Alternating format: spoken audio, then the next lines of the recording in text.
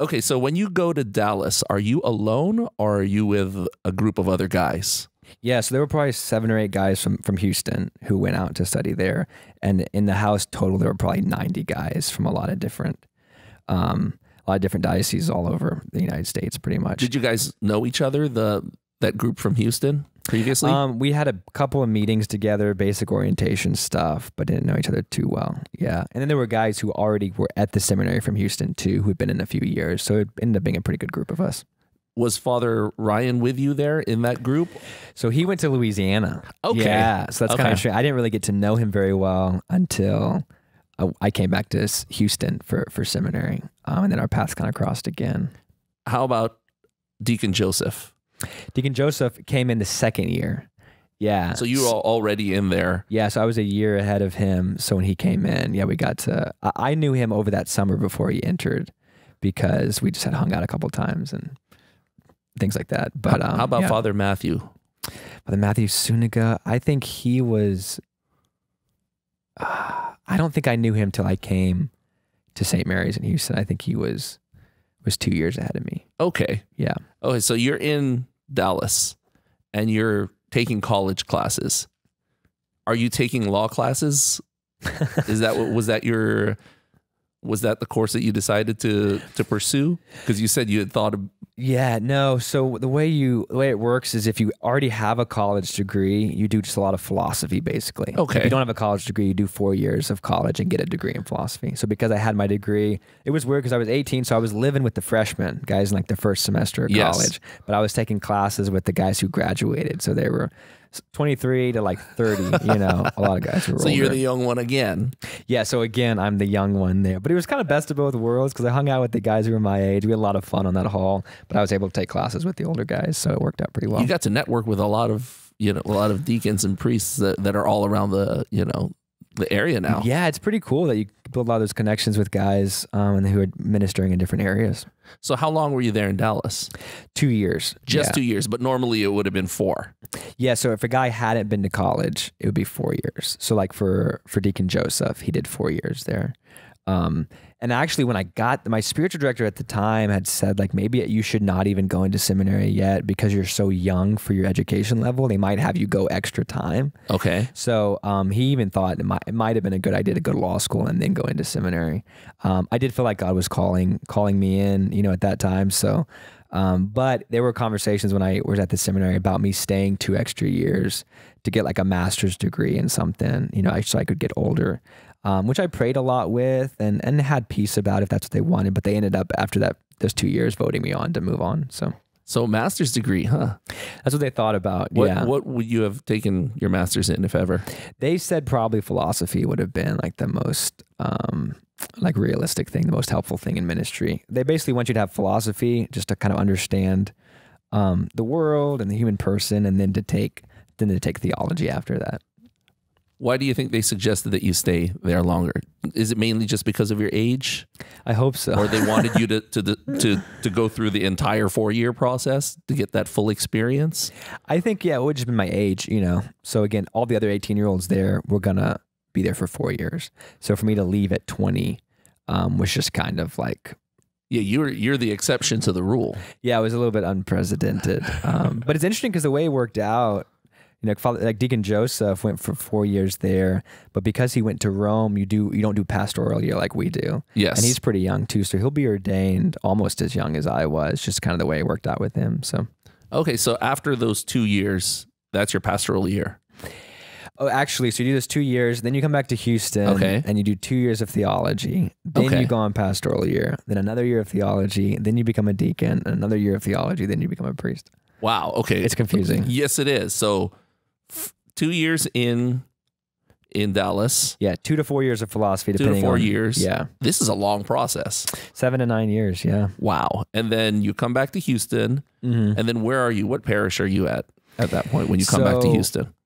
That summer after Dallas, we went to a program in Omaha, Nebraska, a spirituality program for 10 weeks. Okay. And you come back, and at that point, you're not really actually at a parish. I mean, you're full-time at the seminary. Okay. For the next year. And then that next summer is when I came back here to St. Faustina for 5 or 6 weeks, I guess it was, for like a summer in the parish. Because at that point, my discernment each year in seminary, I was kind of like, I just still wasn't sure until toward the end that this is what God wanted. So usually that summer you would go to like Mexico or Costa Rica to study Spanish.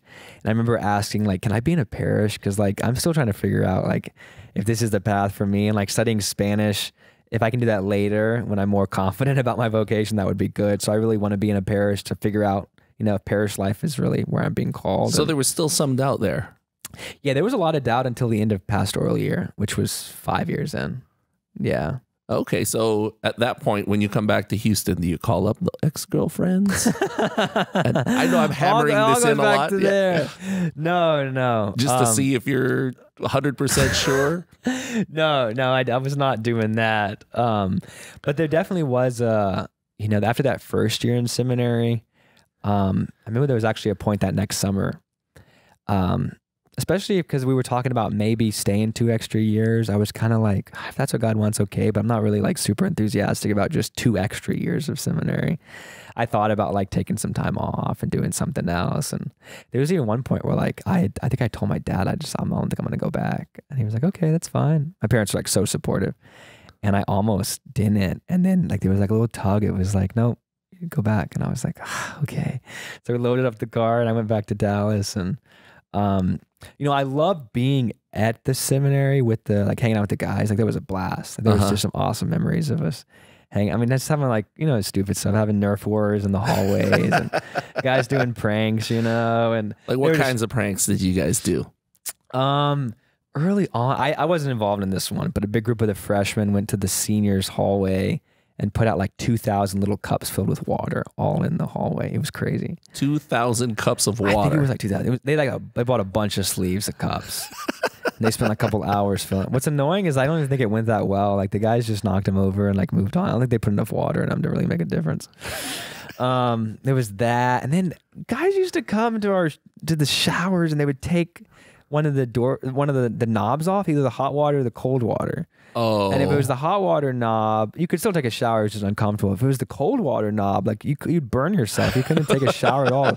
So we would just go to their halls and take showers because it was super annoying. There was a lot of pranks like that happen a lot, huh? Guys, this one was kind of edgy. Guys would set up, we each had like our own prayer cubby.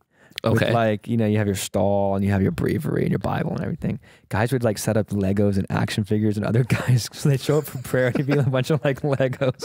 That was a little bit too edgy probably in the chapel, but that one was pretty funny. Did you ever prank the priests? No. That was off limits. That would have been next level. We didn't do that. But I think the priests mostly kind of thought it was funny. They didn't really have a problem with the pranks. They're used to having young guys, right? Yeah. There was one time we picked up a guy's while he was sleeping on his mattress. We picked up his mattress and put it in the hallway, and he didn't wake up. It was awesome. He was just there. He just woke up in the morning. How many of you were there? There were probably like 4 or 5 of us, I think. I was just amazed he didn't wake up.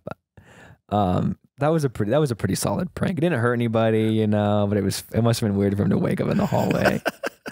Yeah, that was great. What time did you guys do that? Was it like in the middle of the night, or? I don't remember.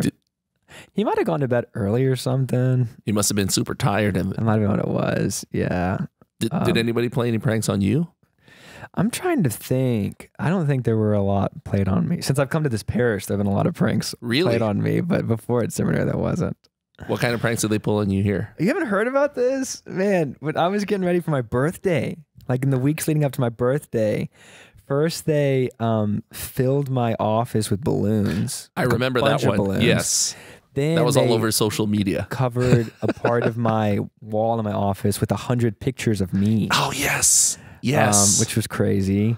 Father Dad apparently was helping him do that headshot of you with it. Yeah.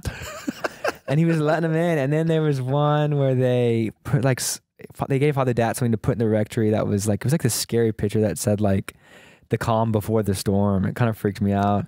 Then they covered my car in a bunch of sticky notes, tons of sticky notes.